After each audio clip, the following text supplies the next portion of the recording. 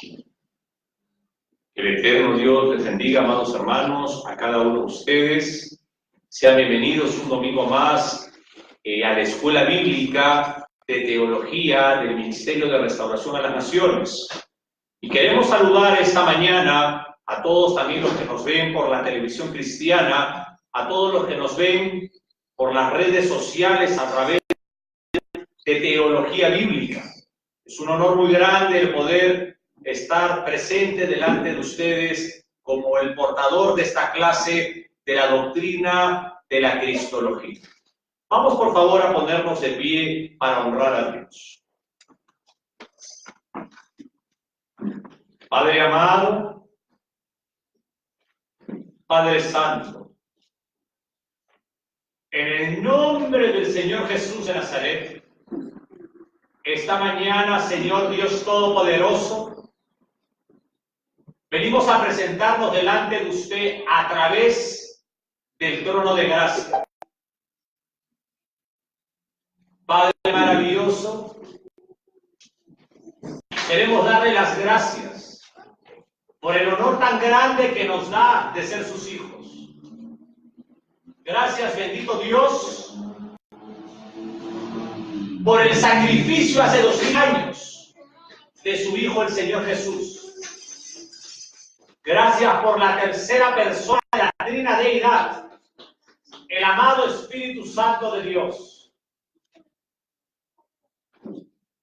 Gracias, Jehová, por el libro de los libros, el libro por antonomasia.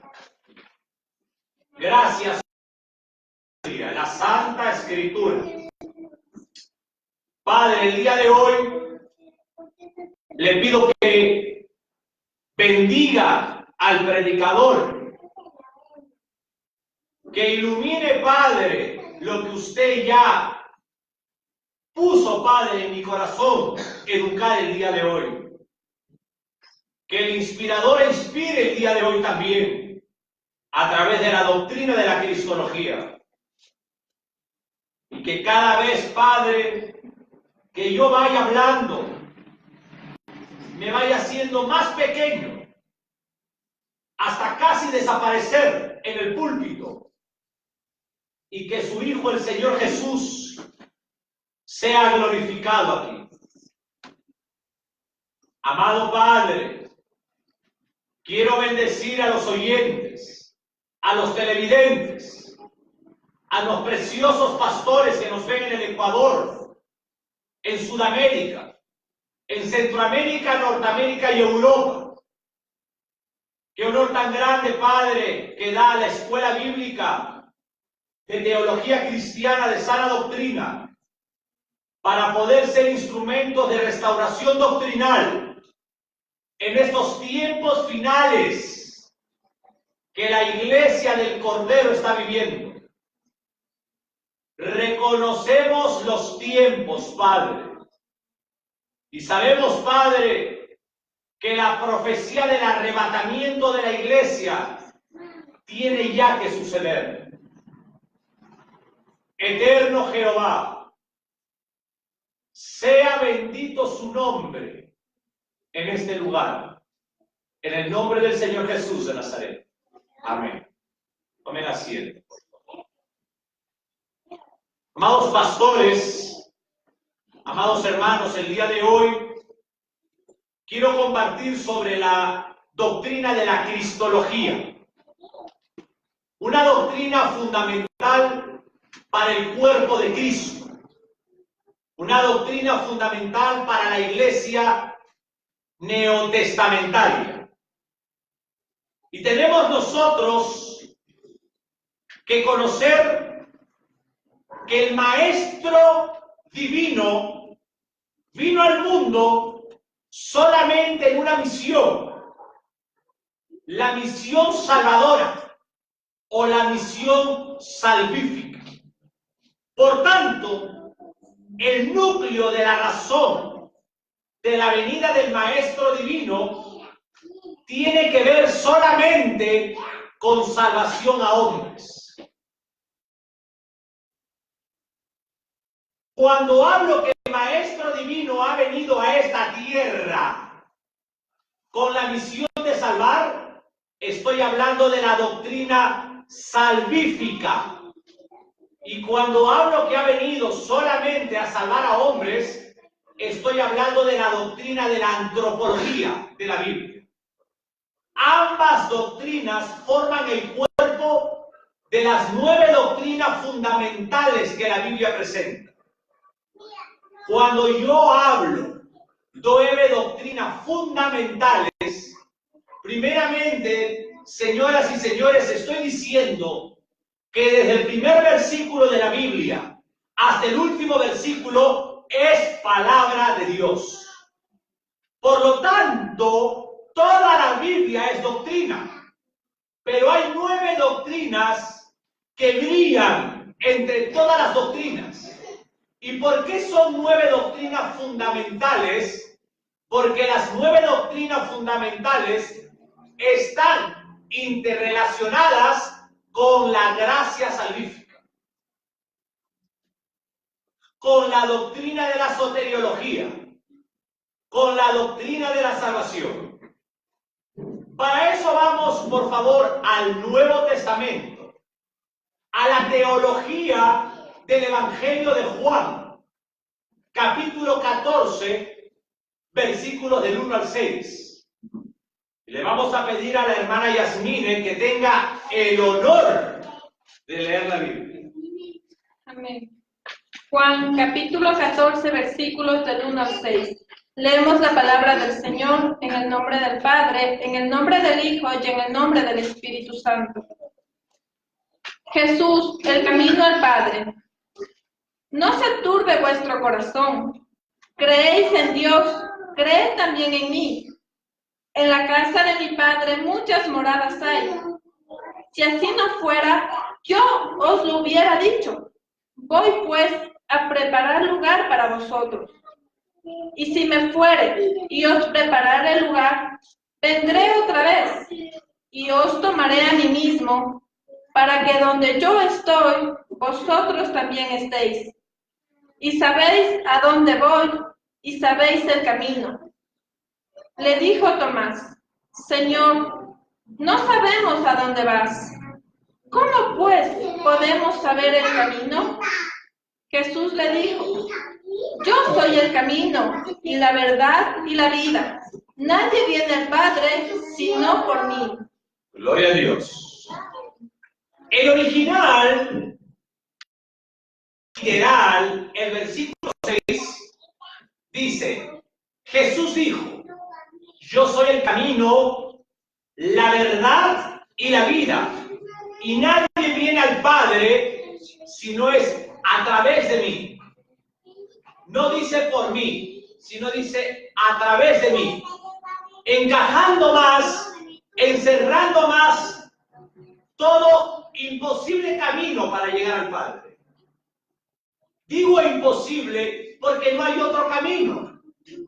Pero la religión, la secta, han engañado a millones de seres humanos, haciéndoles creer que hay diferentes caminos para llegar a la vida eterna. Por eso el original dice: a través de mí. No hay nadie más que pueda dar vida eterna si no es a través del Hijo.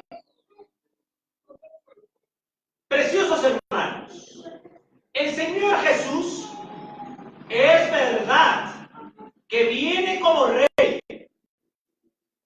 El Señor Jesús es verdad que viene como sacerdote. Viene como profeta. Pero principalmente, Él es el mediador entre Dios y los hombres. En Cristo, Dios se hace compañero nuestro. Y por medio de Cristo, los hombres venimos a la experiencia de la participación divina. Todo y exclusivamente es posible en razón de una obra redentora que el Señor Jesucristo realiza voluntariamente en servicio del Padre. En ese acto supremo se entrega Jesús y Él hace posible la apertura de lo que se llama puerta. Escúcheme bien esta teología. Es decir, el Señor Jesucristo, el Maestro Divino, Dios hombre, Cristo hombre, dice: el que por mí entrare será salvo. Tras esa puerta de entrada se accede al único camino que lleva al Padre, que es Jesús. Puedo decirlo. Por eso el griego literal dice que nadie va al Padre si no es a través de Jesús. El Señor Jesús, más que llevarte al cielo, te lleva a la presencia del Padre. Vuelvo a decirlo. El Señor Jesús, más que llevarte al cielo, te lleva a la presencia del Padre. Ahora, este camino del versículo 6 es un camino dinámico. Escúcheme bien. Porque se mueve. Aquel que sube a ese camino termina en la presencia del Padre. Por eso es un camino dinámico. Es verdad que nosotros debemos de caminar por ese camino, pero es por Cristo y en Cristo que llegamos a la presencia del Padre. Amada iglesia, preciosos pastores, quiero influenciar un poquito en la contribución sobre la pasión de Cristo. Y para introducirnos a esta hermosa pasión del Señor Jesucristo, tenemos que descalzarnos, porque vamos a pisar terreno santo. Mientras que aprendemos, podemos correr en los caminos polvorientos de Israel. Podemos correr cerca del Señor Jesucristo en su ministerio aproximadamente 3 años y medio en la tierra, que hizo los milagros más grandes de la historia humana. Pero existe un tremendo impacto personal cuando contemplamos a aquel que murió por nosotros en la cruz del Calvario. Esta es la razón privilegiada que la doctrina de la cristología puede presentar: la pasión de Cristo. No existe ninguna doctrina en la Biblia que pueda presentar la pasión de Cristo, la muerte del Cordero en la cruz del Calvario por nuestros pecados, sino solamente la doctrina de la cristología. La Biblia, el libro de los libros, el libro por antonomasia, no solamente es un libro de información. La Biblia también es un libro de formación. Estudiamos la Biblia no para conocer más de la Biblia, sino para vivir en consecuencia con lo que la Biblia nos revela. Y eso es teología. Teos logos. Teos logos. El discurso, la razón, la palabra de Dios revelada al hombre para que el hombre viva según Dios. Vámonos, tenga la gentileza, al libro de los Romanos, capítulo 12, versículo 1.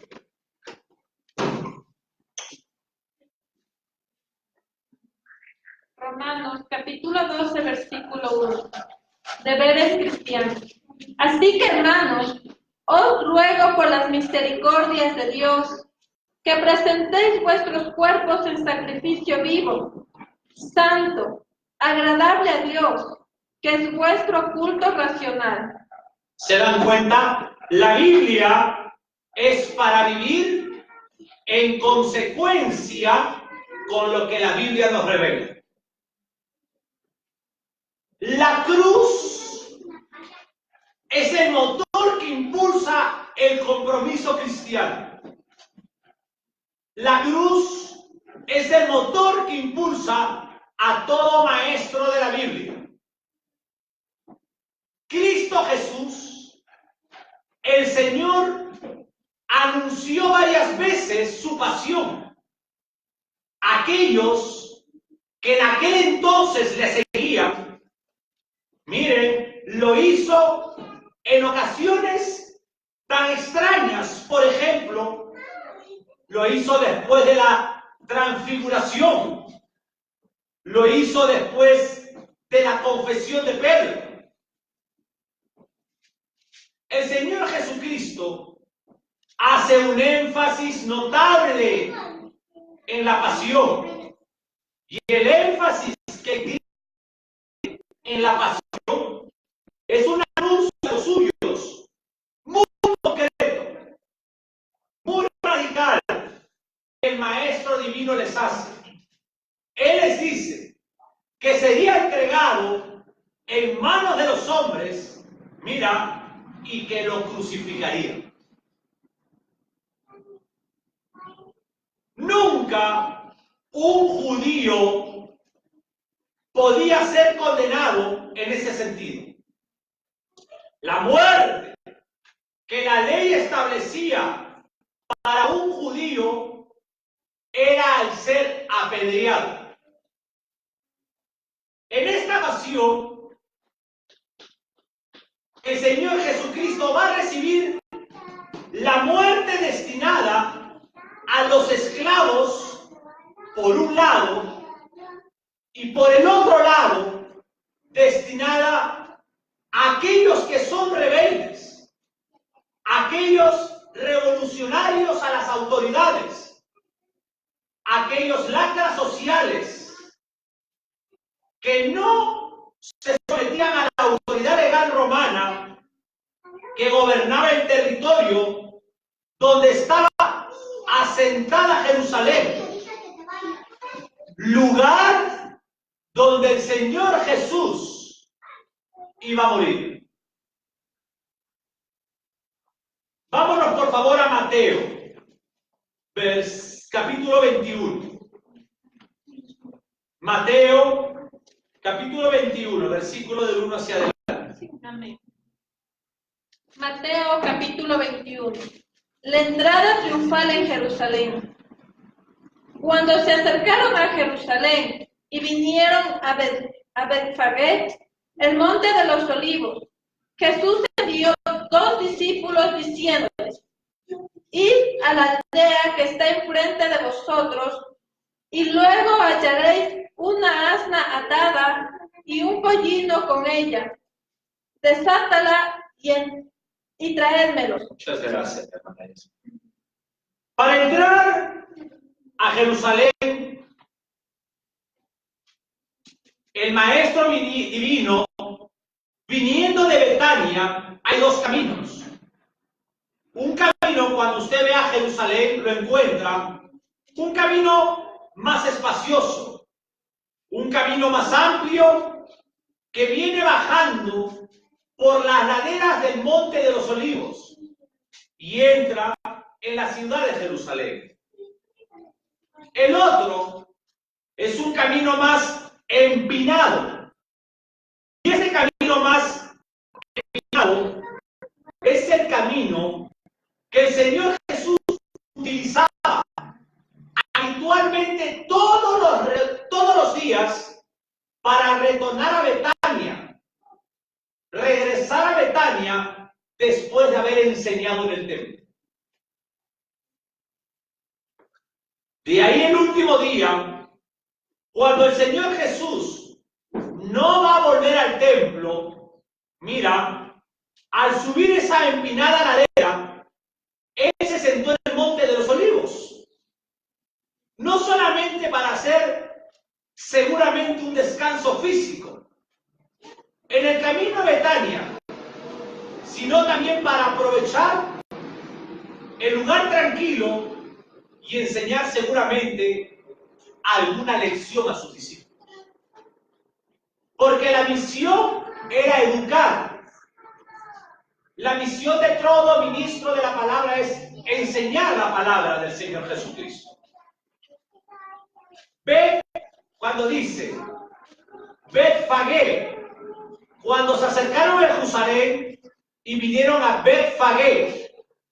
El nombre Betfagé significa casa de los higos verdes.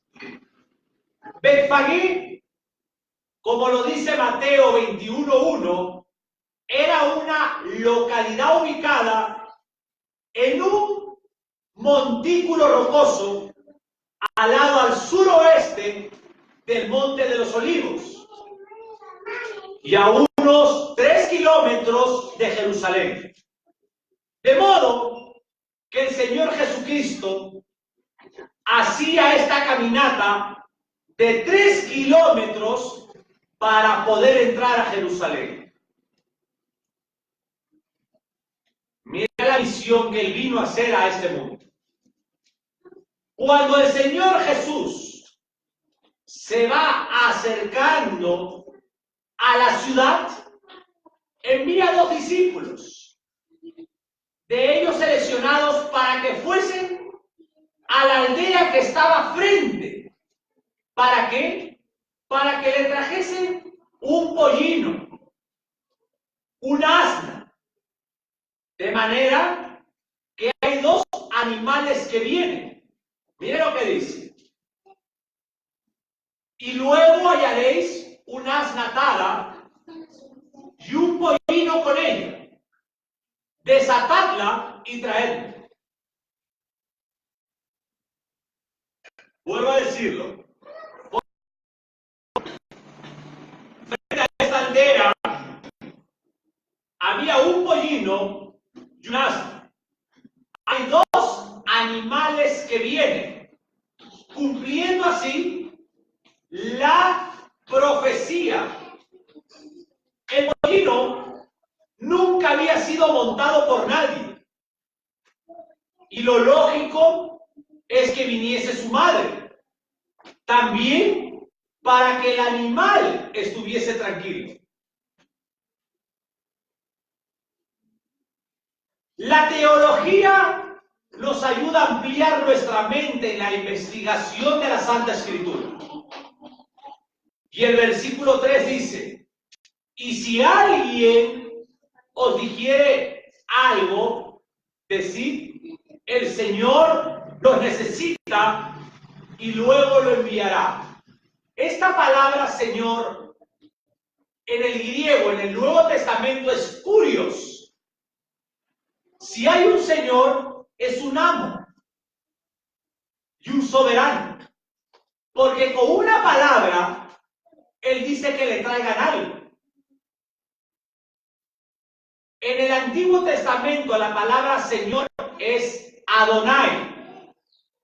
Y el Señor del Nuevo Testamento, que dice, dile que el Señor lo necesita, es el mismo Señor que dio la palabra en la creación en el Génesis 1. El Adonai del Antiguo Testamento es el Kurios del Nuevo Testamento. El Señor Jesucristo es Dios. Miremos en este versículo la soberanía, la autoridad absoluta.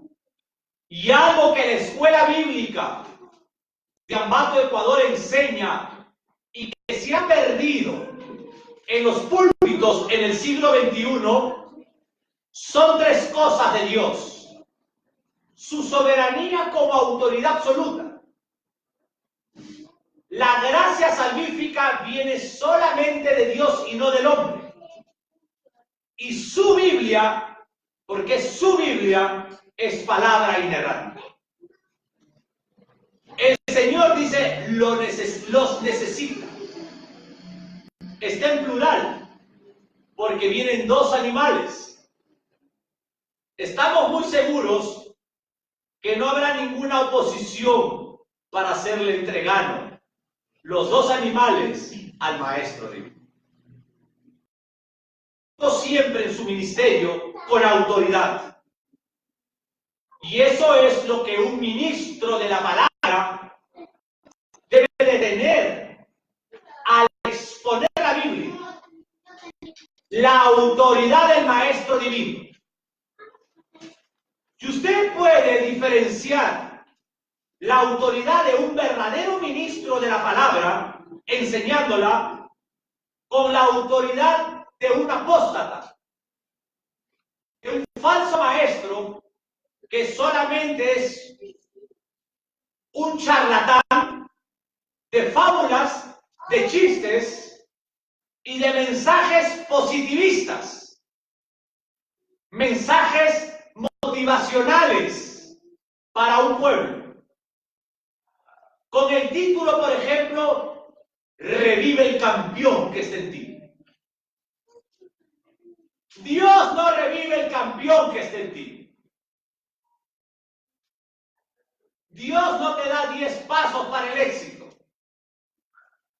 El ministro de la palabra, con la autoridad de la Biblia en él, investido del poder del Espíritu Santo, predica al Cristo glorificado y al Cristo resucitado. Aquel que murió por nosotros para darnos vida y vida en abundancia. No hay otro mensaje en los púlpitos. El mensaje de la salvación debe de salir de la boca del Maestro.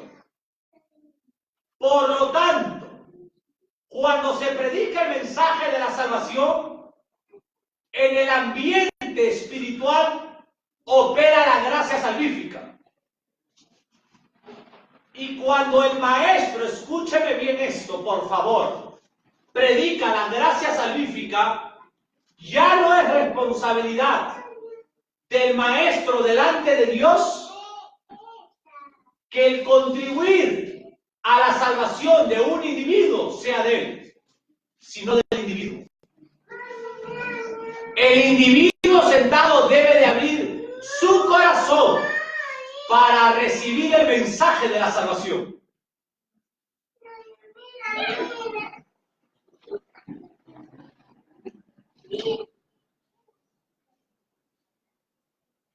Cristo actuó siempre en su ministerio con autoridad. Por ejemplo, cuando Él resucitó a Lázaro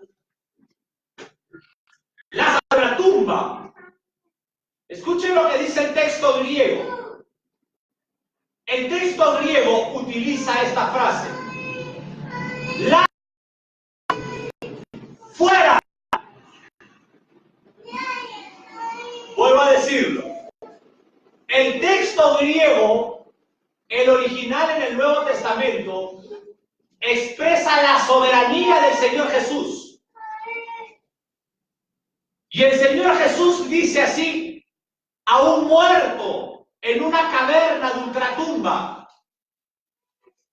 Lázaro, fuera. Esa voz es la voz del Génesis 1 cuando dice sea.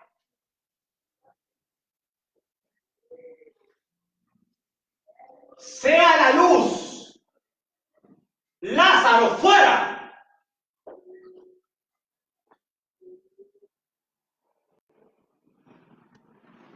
Y el que estaba dentro salió.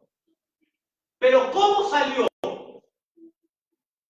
salió caminando.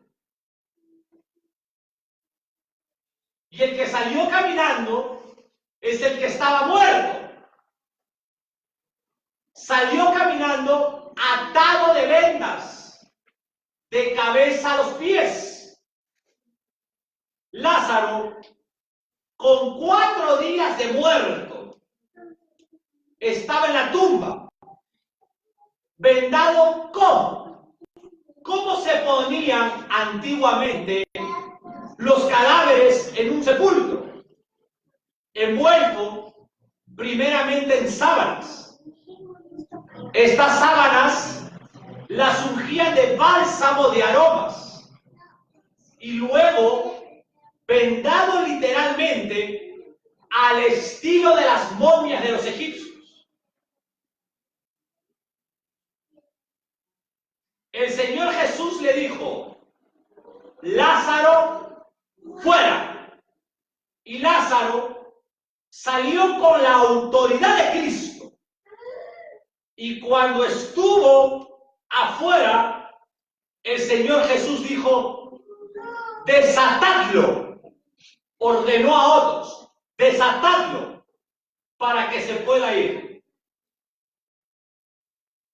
El Señor Jesús esperó 4 días que Lázaro estuviera muerto, porque existía en aquella época una tradición judía, que al tercer día el muerto podía levantarse. Estuvo muerto. Entonces el Señor Jesús dijo: para que ese pueblo judío sepa que yo soy Dios, y para quebrantar su tradición judaica, no lo voy a resucitar a Lázaro al tercer día, para que no digan que no estuvo muerto en su tradición, sino que voy a dejar que Lázaro sea putrefactado más todavía científicamente. Y voy a llegar un día después y voy a darle la orden al muerto que salga de donde está, para que sepa que el Mesías anunciado por Moisés, por los salmos y por los profetas era yo. Que el Mashiach, el ungido de Dios del Antiguo Testamento, en griego, el Jo-Cristo, el Cristo, el ungido del Padre, soy yo. Y para que lo sepan bien, voy a llegar al 4.º día y con una palabra le voy a ordenar al muerto que se levante. Y él agarró y le dijo: ¡fuera! Y el muerto, vendado, se levantó y salió. El Señor tiene absoluta autoridad. El Señor Jesús no pide nada a nadie y no pide por nada. El Señor Jesús no ruega. Escúcheme bien. El Señor Jesús no ruega que lo ames. Él te trae a la sana doctrina, pero Él no te obliga a que lo ames. Él no te obliga a que congregues. Él no te obliga a que participes de su púlpito. Él te trae y te enseña lo recto. Usted es el que recibe. Usted lo recibe o no lo recibe.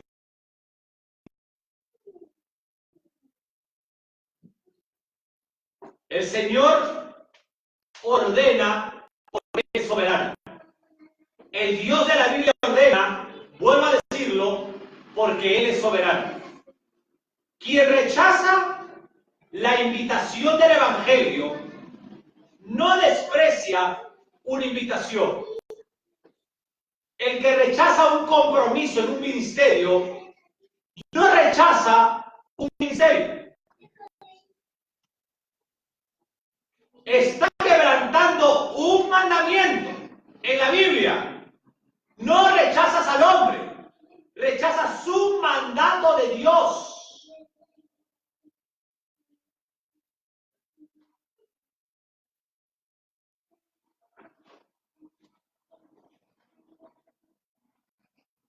Y por quebrantar ese mandamiento, se pierde a causa de su rebeldía, de menos a más, la comunión con Dios. Tiene que haber por rebeldía consecuencias. Si nosotros no valoramos la escuela bíblica de sana doctrina, pues valorarán otra cosa.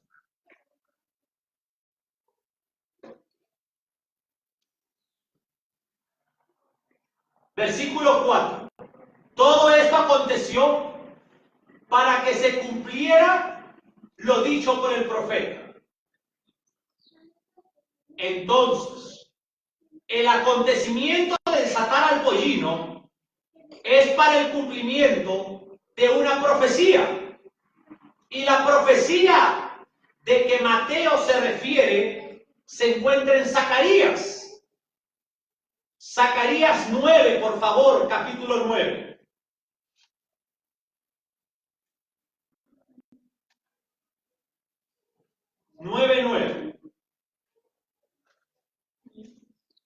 Zacarías, capítulo 9, versículo 9. El futuro rey de Sión. Alégrate mucho, hija de Sión. Da voces de júbilo, hija de Jerusalén. He aquí tu rey vendrá a ti, justo y salvador, humilde y cabalgando sobre un asno, sobre un pollino, hijo de asna. Zacarías 9:9 fue la profecía de Mateo. Alégrate mucho, hija de Sión. Habla de Jerusalén. Alégrate. Los que tenemos al Mesías debemos de tener alegría. Alégrate. Confía en Él. Da voces de júbilo, hija de Jerusalén. He aquí, el Mesías, tu rey vendrá. No hay otro rey. El que viene es justo, no nosotros. Y es salvador, dice. Es humilde. Y viene como cabalgando en un caballo, en un potro blanco. Viene sobre un asno y sobre un pollino, hijo de asna. Un momentito. El Señor Jesucristo no entra en caballo. Esto es muy importante, preciosos pastores. El Señor Jesucristo no entra en una ciudad en caballo. El caballo era un animal típico de los reyes que estaban preparándose para la guerra. Pero el animal, en tiempo de paz, el animal que usaban los profetas, el animal incluso usado por los reyes de Israel, era el asno y no el caballo. El Señor Jesús entra en la entrada triunfal. ¿Por qué triunfal? Porque Él entra manso y humilde en la ciudad santa. Pero déjame decirles algo. Muchos dicen que el Señor Jesús utilizaba el asno para mostrar su mansedumbre. y su humildad. Un momentito. Alégrate mucho, la profecía de Zacarías 9:9. Escuchen bien.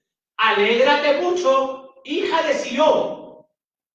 Da voces de júbiles, hija de Jerusalén. He aquí, tu rey vendrá. Ahora presten atención. Tu rey vendrá. Los reyes de paz antiguamente caminaban en asno, porque eran reyes que traían paz. Y el Señor Jesús es el rey de paz, el rey de Shalem, el príncipe de paz. Cuando Él se sube al asno, no es solamente para que digan, yo nací en un pesebre. No, yo soy el rey que vengo a traer paz. El hombre de Dios, el ministro de la palabra, viene a traer paz, no división. El maestro del púlpito contribuye a una iglesia a traer paz. ¿Con qué viene a traer paz? ¿Socializando, tomando café y galletas en su casa? No. Viene a traer paz con la verdadera doctrina que trae paz y refrigerio al alma.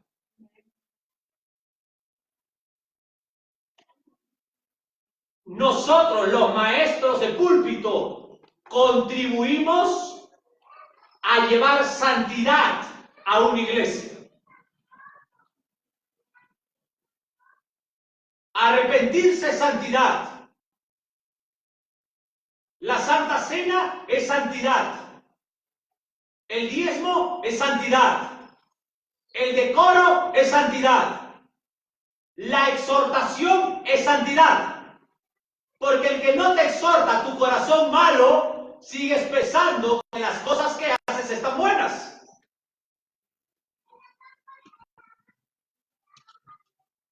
Pero la exhortación que se hace es para edificación. Cuando el alma oyente está caminando de una manera que quiere recibir la palabra de Dios. Cuando uno no quiere recibir la palabra de Dios, la exhortación incomoda.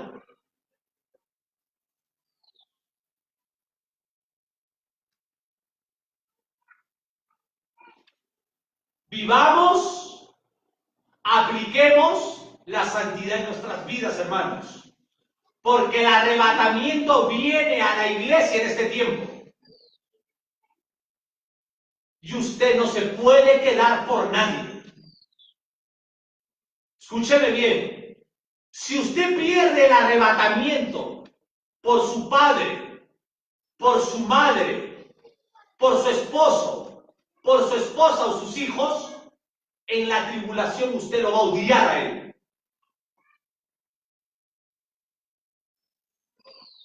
¿Me dejo entender? Porque usted no va a soportar la tribulación.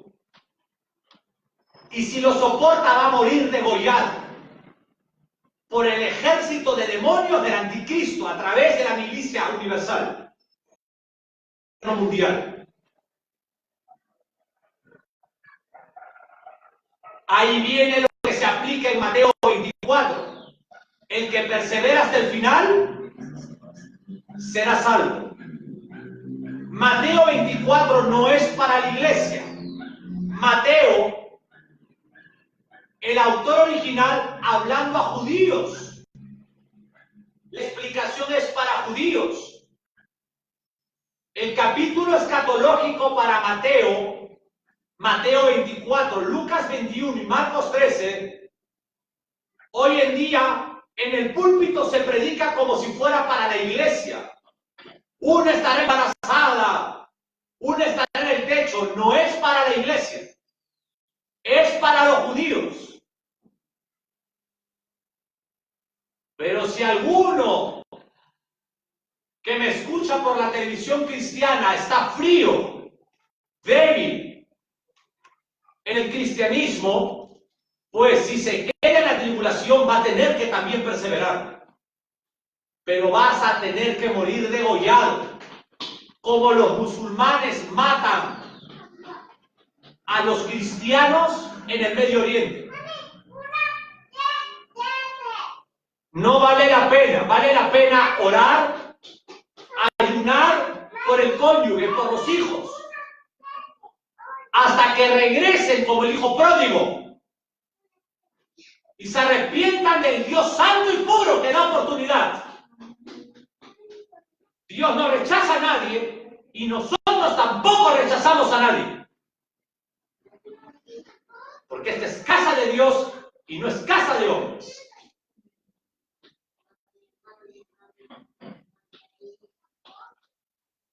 No podemos callar.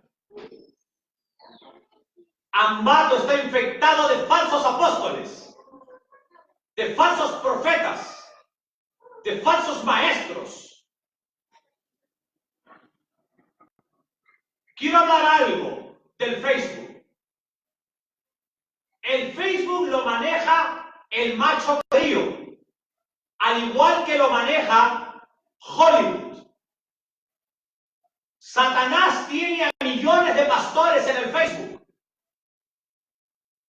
Y hay un demonio de odio en el Facebook. Pastores, escúcheme bien, de odio contra otros pastores, más bien de predicar la pasión del Señor Jesucristo y su resurrección, hablan de otros pastores. El pastor de Quito hizo esto, que el pastor de Ambato hizo esto, que el pastor de Venezuela hizo esto. El diablo los tiene atados a esos pastores. Y tiene atado el diablo a miles de seguidores de estos pastores. Te voy a decir algo. Estos pastores atados por demonios les gusta poner sus videos y dicen abajo, ponle like si te gusta. Si te gusta mi video, ponle me gusta y así alimentarás mi carne. Así alimentarás mi vanidad. Pastores que me escuchan que hacen eso, están endemoniados. Y lo digo en la televisión cristiana en vivo. Porque como maestro en la teología no puedo callarme de lo que vivo. Estuvimos en conferencias con el doctor Bolaños 3 días. Recién terminamos ayer. El doctor Bolaños dijo que investigando la palabra like, no solamente dice me gusta, sino que dice bienvenido a una puerta espiritual de las tinieblas. Cuando pones me gusta, estás abriendo tu alma a demonios. Uno nunca debe de poner me gusta a un falso pastor y maestro.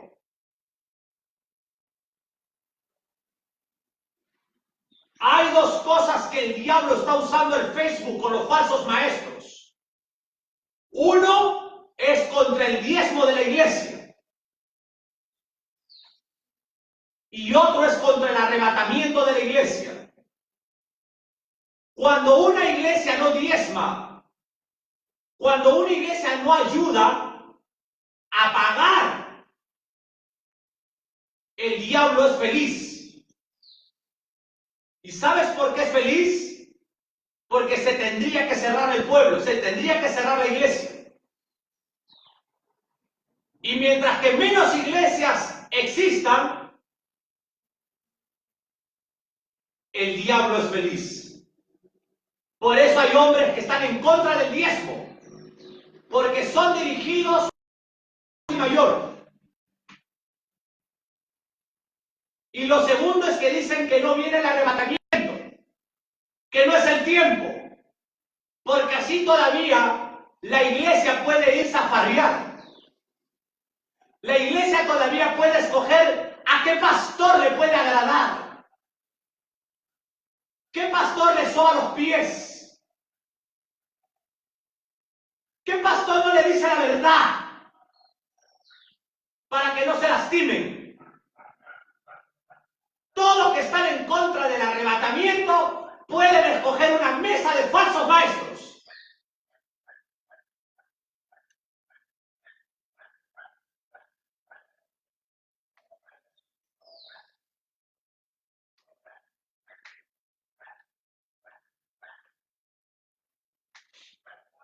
El Señor Jesús, mira, dio una venida para dos misiones diferentes. La primera misión fue la de venir como cordero, como rey, pero como cordero. Y el rey andaba en asno. ¿Cómo debe de caminar la iglesia? En asno. No pelear con los hermanos. No hablar de pastores. No deben de hablar de pastores, así vean errores. Porque maldición acarrea y destrucción. El devorador ingresa a destruir tu familia. ¿Cómo ha engatusado el diablo a la iglesia a través de las redes sociales, oigan?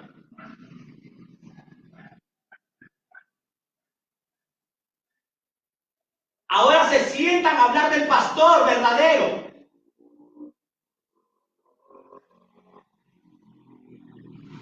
Están endemoniados. Demonios de chisme. Demonios de juzgamiento que acarrea su propia maldición. Y el Señor Jesús te dice, dura cosa es dar cosas contra tu propio aguijón.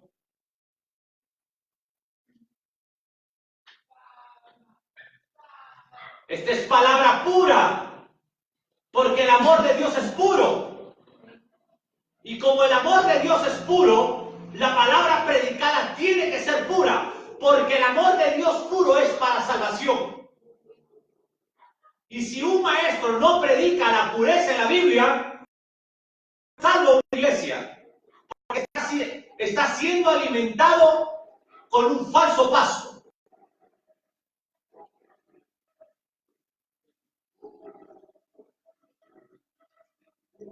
El Señor Jesús vino en asno en su primera venida, pero en la segunda venida el Señor Jesús va a venir en caballo. Escúcheme bien. El Señor Jesús en su primera venida viene en asno, en la entrada triunfal a Jerusalén, porque Él es el hombre de paz, el rey de paz. Pero en la segunda venida, el Señor Jesús viene en caballo, porque Él viene a la guerra, dice la Biblia. Él viene a la tercera guerra mundial, al cual se llama Armagedón. Va a durar 24 horas.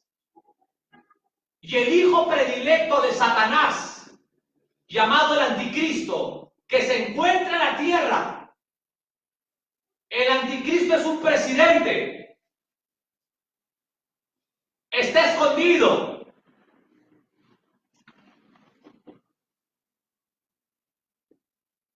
O va a ser un presidente. Un hombre encantador, con una unción diabólica para engatusar a los que no tienen al Señor Jesús. Y este hombre en algún momento dentro de su historia va a juntar a todo el armamento bélico contra Israel, contra 20.000 metros cuadrados. Y es ahí cuando Israel va a clamar por Yeshua, el Mesías. Y va a venir, ya no en asno. Porque cuando venga, ya no le van a poner clavos. Ya no le van a poner la corona de espinas. Ya no le van a escupir ni a golpear. Ya no lo van a colgar de un madero. Cuando el Señor venga, va a venir como el león de la tribu de Judá, montado en un caballo. Y el Señor Jesucristo viene porque es el Rey de Reyes y el Señor de Señores.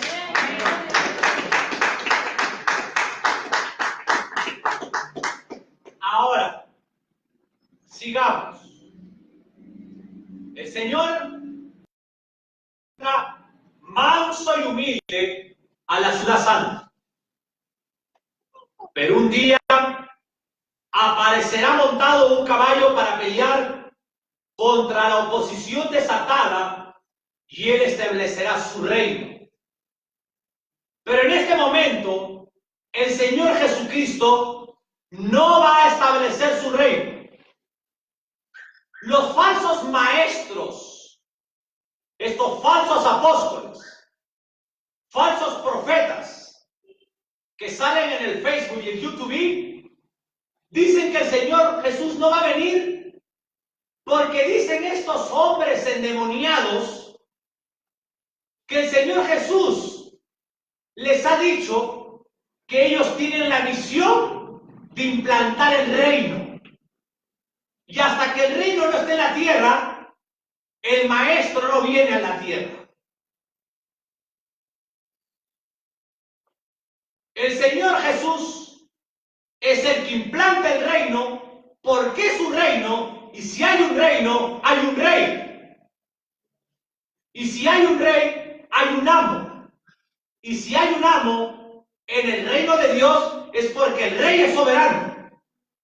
Y el que implanta el reino es el mismo rey, porque es su reino y no reino de hombres. Es un reino santo, es un reino de justicia.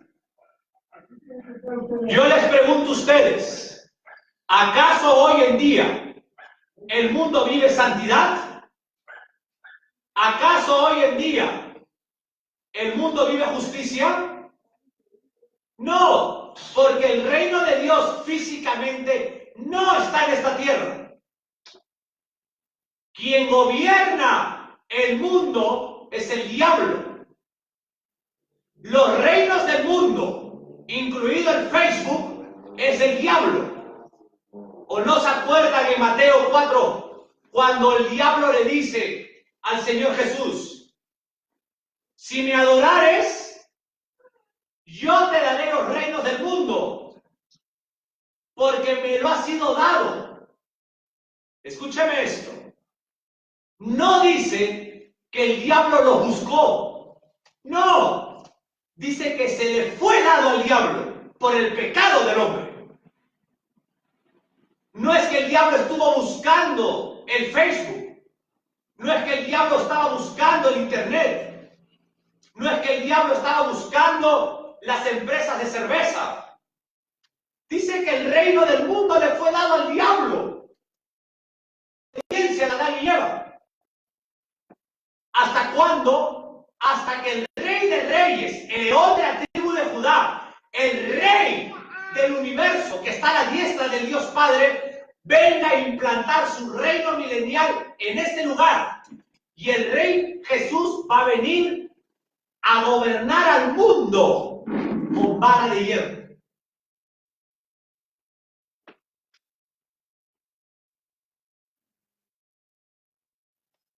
La iglesia cristiana, los salvos hoy, la iglesia cristiana tiene el reino del Señor, tiene el reino de Dios, sí, pero espiritualmente. Nosotros tenemos su reino adentro, pero espiritual. porque Él es el Rey y Él es el reino. Porque Él es el justo y Él es el santo.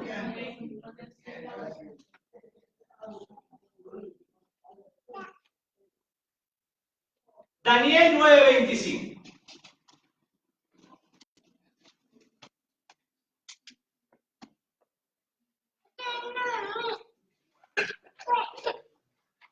Daniel 9, versículo 25.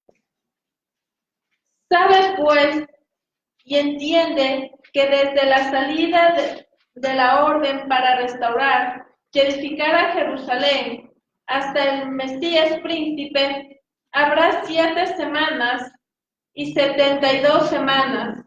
Se volverá a edificar la plaza y el muro en tiempos angustiosos. Muchas gracias, dice. Habrá 7 semanas. Sumemos, por favor. 7 semanas. De ahí dice, y 62. Habrá 7 semanas más 62 semanas. ¿Cuánto suma eso? 69 semanas.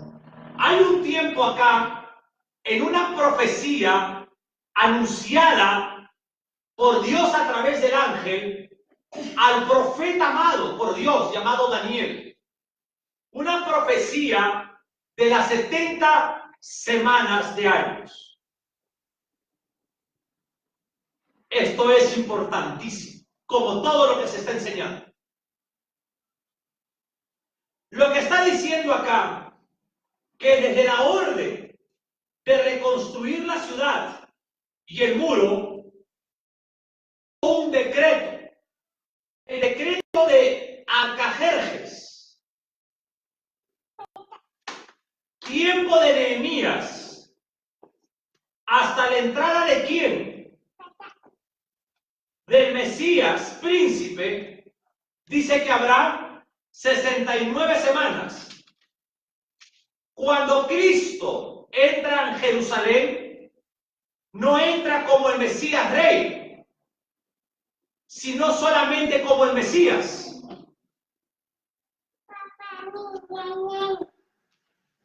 ¿Cuál es la diferencia entre un príncipe y un rey? El príncipe es el heredero del reino, pero no reina. De manera que cuando Cristo entra en Jerusalén, lo hace como el Rey de Reyes y el Señor de Señores, pero aún no va a reinar sobre la ciudad santa. La profecía es muy específica. Y si contamos el tiempo matemático según Pitágoras, desde la orden de Artajerjes hasta la entrada de Cristo en Jerusalén, se cumple la fecha concreta. Versículo 25. Pues, y entiende que desde la salida de la orden para restaurar y edificar Jerusalén hasta el Mesías príncipe, habrá 7 semanas y 72 semanas, o sea, 69 semanas. Y volverá a edificar la plaza y el muro en tiempos angustiosos. Desde la salida de la orden que envió a Nehemías de regreso hasta que venga el Mesías príncipe. El Mesías príncipe iba a entrar como lo marca, o lo marcaría después, todavía que no había sido escrito la profecía de Zacarías 9:9. ¿Se acuerdan de esto? Ahí viene el príncipe, el principado sobre su hombro, Isaías 9. Todo 9, Zacarías 9:9 y Daniel 9. Esa es la unión de la teología, de la teología correctamente enseñada. La profecía correctamente enseñada. En Zacarías, escúchame bien, 9:9, si contamos los años y sumamos bien los días, se cumplen 173.880 días, 69 semanas de años de 360 días, es decir, 173.880 días. Y el Mesías llegó a Jerusalén y fue el día exacto. De manera que cuando el Señor Jesús entra en Jerusalén con el cumplimiento profético, la penúltima semana de Daniel, y en el cumplimiento histórico, hoy en día falta una semana que será con la preparación de su venida a la tierra. Será la semana final de 7 años de angustia, de gran tribulación en la tierra, de gran confusión, donde Dios derramará juicios. Será la preparación para la venida del Rey. El Mesías que vendrá será el Rey de Reyes y el Señor de señores. Amén.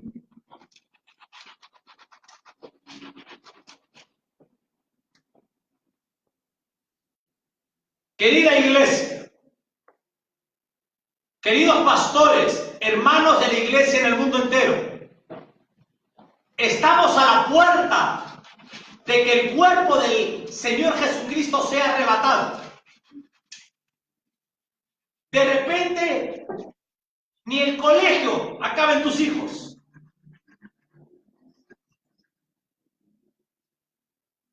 Se han cumplido 69 semanas de años, porque cuando habla de semanas, la profecía de Daniel está hablando de semanas de años, no una semana de 7 días.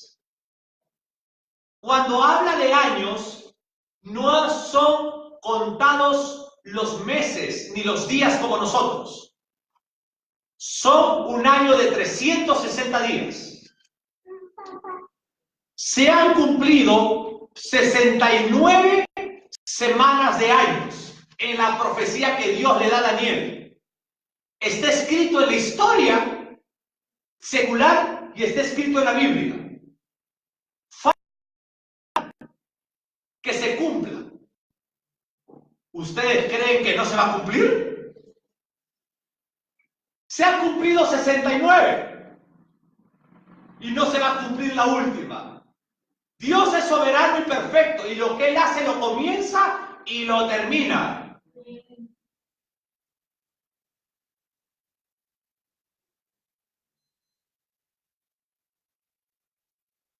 Para que se cumpla esta semana, la verdadera iglesia, la remanente fiel, debe de estar arrebatada. No puede venir la 70ª semana de la profecía de Daniel sin que antes la iglesia, del griego arpazo, sea quitada de la tierra. Señores falsos maestros que me escuchan por la televisión cristiana, les habla el profesor Juan José Muro de la Escuela Bíblica de Ambato, Ecuador. Ustedes que niegan el arrebatamiento son unos mentirosos. Desde el tiempo de Jerónimo, el que tradujo la Biblia, él hablaba del arrebatamiento y se hablaba en los años 380 y tantos ya del arrebatamiento. En los últimos 30 años aproximadamente, la fuerza de la predicación de Dios a través de verdaderos ministros en el mundo está anunciando el arrebatamiento. Pero recordemos qué pasó en el siglo XIX y siglo XX, cuando Inglaterra tuvo grandes avivamientos por allá, grandes hombres de Dios que se levantaron contra el catolicismo romano. ¿Qué hizo Satanás? Sacó inmediatamente su falsa teoría a través de Erasmus Darwin y a través de Carlos Darwin. ¿Para qué? Para opacar el cristianismo en Inglaterra. Y los ingleses que amaban a Dios terminaron amando al mono, terminaron amando a la teoría de Darwin a través de Carlos Darwin. Y llegaron a poner un gran museo de ateísmo en Inglaterra, donde ahí sale su Dios, el mono, y cómo evoluciona hasta el hombre. Cuando se empezó a proclamar con grandes avivamientos en el mundo el arrebatamiento, en los últimos 30 años, ¿qué hizo el diablo? Levantó las redes sociales y sacó a demonios disfrazados de pastores para decir que no diezmen y para decir que no hay arrebatamiento. Y gran pueblo cristiano se fue, pero mucha responsabilidad del pueblo que se haya ido es porque los púlpitos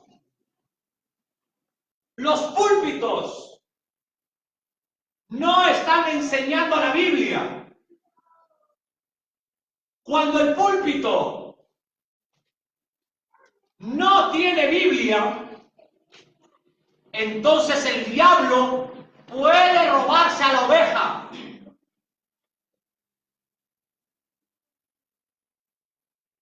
Tenemos que volver a la Biblia. Señores pastores preciosos, hermanos en Cristo, tenemos que volver a la Biblia. Tenemos que volver a los ayunos. Tenemos que volver a la oración. ¿Saben lo que ha hecho el diablo? Miren esto. El pastor de la iglesia local de tal lugar y la iglesia local de tal lugar, esta es mi iglesia. Y el otro pastor dice, esta es mi iglesia. Y el diablo dice, estoy dividiendo la iglesia. Los pastores deberíamos unirnos para hacer vigilia juntos, para orar juntos, para ayunar con la iglesia local de tal lugar, con la iglesia local de tal lugar, y fortalecernos mutuamente. Y no estar contando, hermanos, cuántas almas tiene aquel pastor. Porque el rey David, por contar, pecó contra Dios, porque censó al pueblo por vanidad. El pastor que me está mirando ahorita, o que está aquí, tiene mucha miel que Dios le ha dado para alimentarnos a nosotros. Y yo como pastor y profesor del canal de teología bíblica, también tengo mucha miel para dar a otros. Yo no soy dueño de la verdad, ni ningún pastor es dueño de la verdad. Todos formamos el cuerpo ministerial del Señor Jesucristo, con dones y ministerios diferentes que el Padre nos ha dado a través del Hijo. La escuela bíblica no tiene egoísmo. La escuela bíblica no divide. Pero si usted se siente rechazado por mí, es porque la doctrina lo divide a usted. Porque acá se predica lo correcto.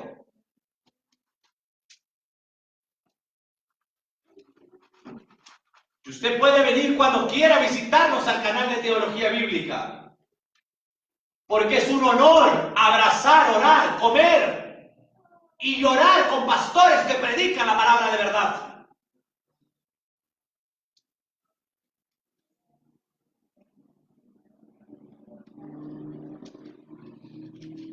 Amados hermanos, qué honor tan grande que el eterno Dios nos ha dado esta mañana para alimentar no nuestra carne,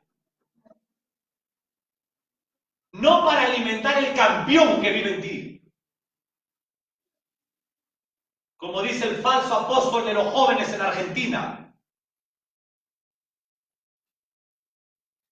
llamado Dante Gebel. Hoy día Dios nos ha fortalecido nuestro espíritu. Dios nos ha fortalecido nuestra alma, nuestra mente. Y cuando salgamos hoy día de acá vamos a salir un poquito más rectos de como vinimos. Un poquito más decididos en lo que hagamos. Ahí sentaditos vamos a orar a Dios. Gracias a todos los oyentes y los televidentes. Qué honor tan grande. Por favor, acompáñenme a orar. Padre amado, Padre Santo, en el nombre del Señor Jesús de Nazaret, primeramente quiero honrar su presencia, soberano Dios. Honrar su gracia salvífica, soberano Dios. Honrar la Biblia, palabra inerrante, soberano Dios. Honramos al pastor de la iglesia cristiana, el Señor Espíritu Santo de Dios, y no el hombre.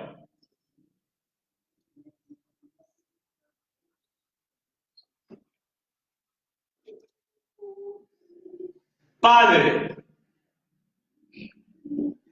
ayúdenos a que su palabra nos edifique cada día más. Ayúdenos, Padre, a que su palabra una a los que son suyos, Jehová, en el mundo entero.